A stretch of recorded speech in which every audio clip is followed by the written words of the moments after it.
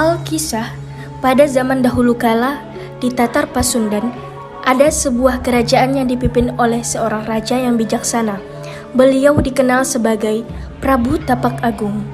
Prabu Tapak Agung mempunyai seorang istri yang dikaruniai dua orang putri yang kini sudah dewasa dan sangat cantik jelita. Akan tetapi, sifat kedua putrinya sangatlah berbeda. Kedua putri tersebut bernama Purbararang dan adiknya Purbasari. Hingga pada suatu hari, sang permaisuri Prabu merasa cemas karena usia sang Prabu sudah terlalu tua untuk memimpin kerajaan di negeri ini. Kanda, sepertinya usiamu sudah terlalu tua untuk memimpin kerajaan ini.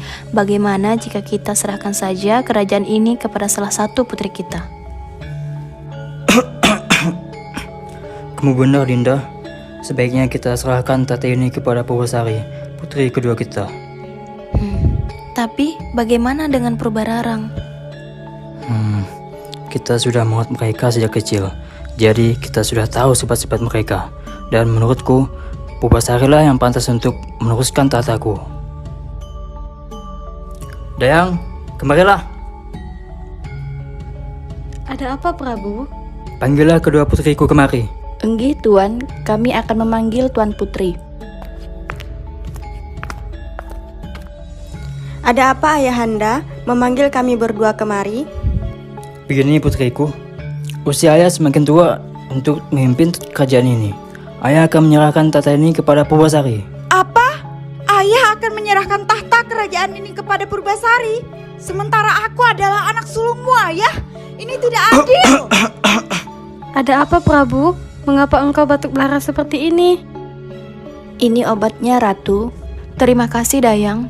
Biarkan dia beristirahat sejenak dan tolong panggilkan penasihatku. Enggih, Ratu. Kanda, bangunlah, jangan tinggalkan Dinda. Ayahanda jangan pergi, bangunlah, jangan tinggalkan kami. Ayah Purbararang dan Purbasari pun meninggal dunia karena penyakit yang dideritanya. Akhirnya, setelah kematian Prabu Tapak Agung, seminggu sebelum penobatan Purbasari menjadi seorang ratu, Purbararang mempunyai niatan jahat untuk mencelakakan adiknya. Ia bersama tunangannya pergi untuk mencari seorang nenek sihir di tengah hutan, dengan harapan dapat membantunya dalam menjalankan niat jahat Purbararang untuk menggagalkan penobatan Purbasari sebagai seorang ratu kerajaan. Kakang, ayo cepet jalannya. Sabar Dinda, ini sedang jalan. Kakang, lihat. Sepertinya kita telah menemukan rumah nenek sihir itu. Ayo kita ke sana. Iya Dinda, ayo kita ke sana.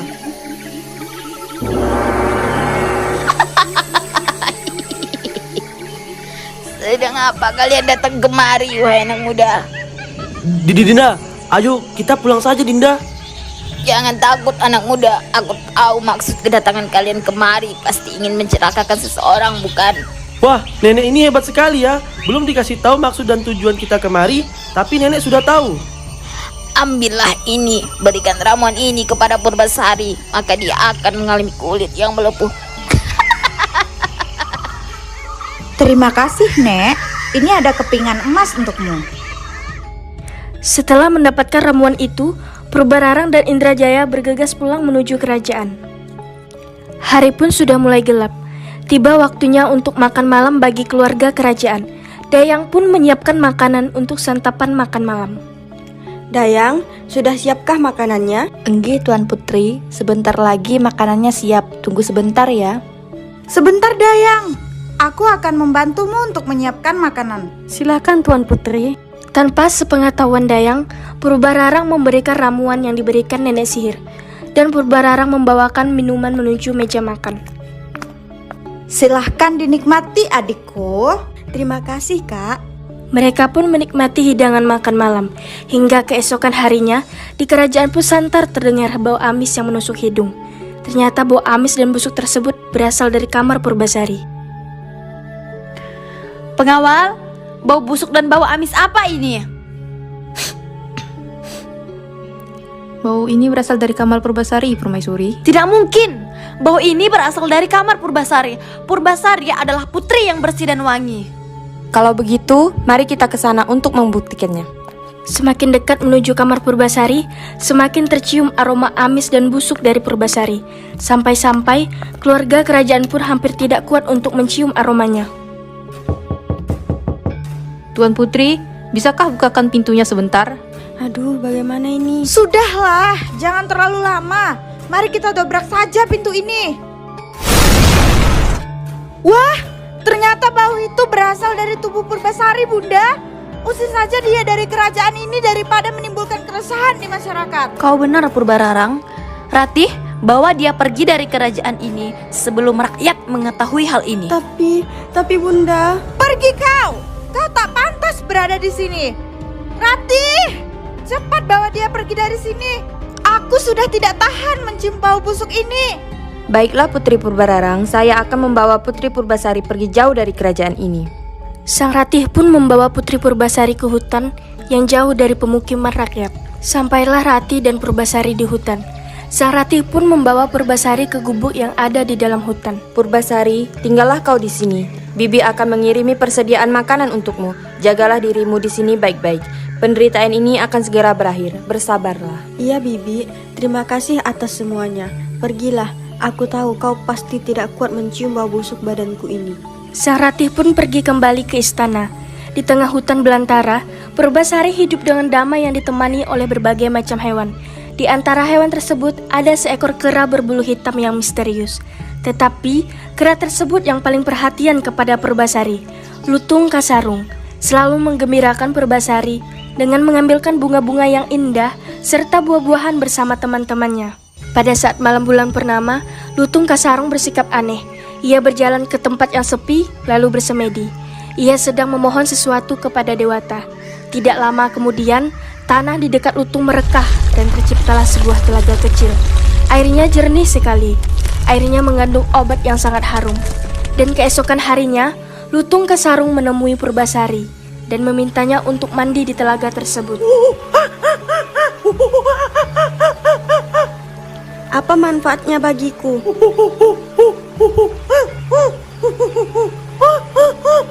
Baiklah, akan kuturuti kemauanmu. Akhirnya, Purbasari menceburkan dirinya ke telaga. Tak lama setelah ia menceburkan dirinya, sesuatu terjadi pada kulitnya. Kulitnya menjadi bersih seperti semula dan ia menjadi cantik kembali. Wah, kulitku kembali seperti semula.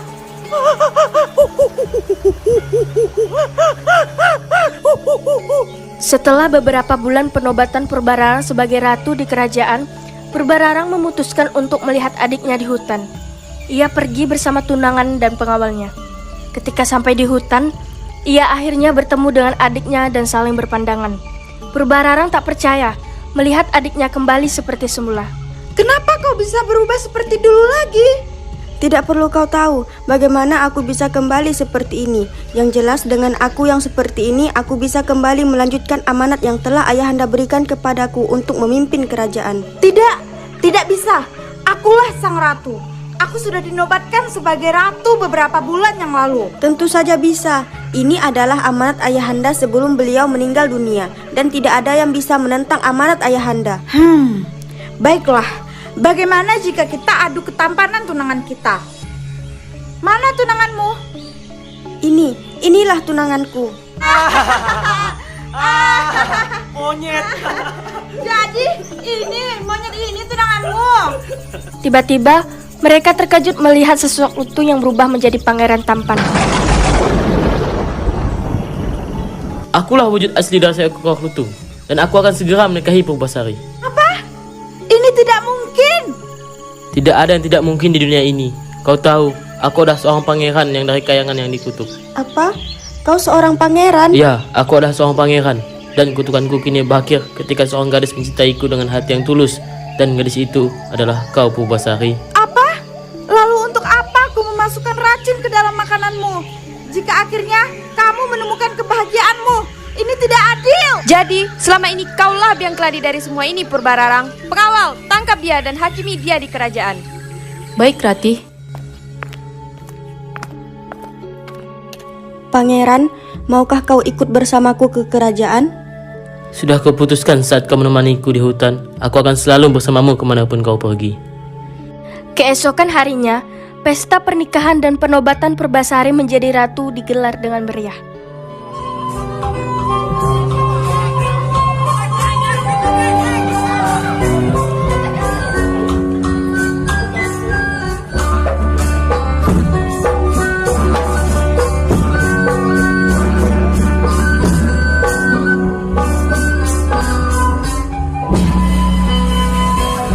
Purbasari, maukah kau menikah denganku dan bahagia bersamaku? Tentu pangeran, aku bersedia kau persunting. Kalian sekarang sudah resmi menjadi sepasang raja dan ratu. Semoga kalian hidup bahagia. Akhirnya, Purbasari dan Lutung Kasarung hidup bahagia di kerajaan.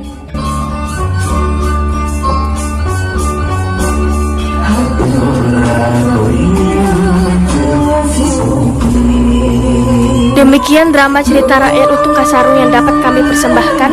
Kami ucapkan terima kasih.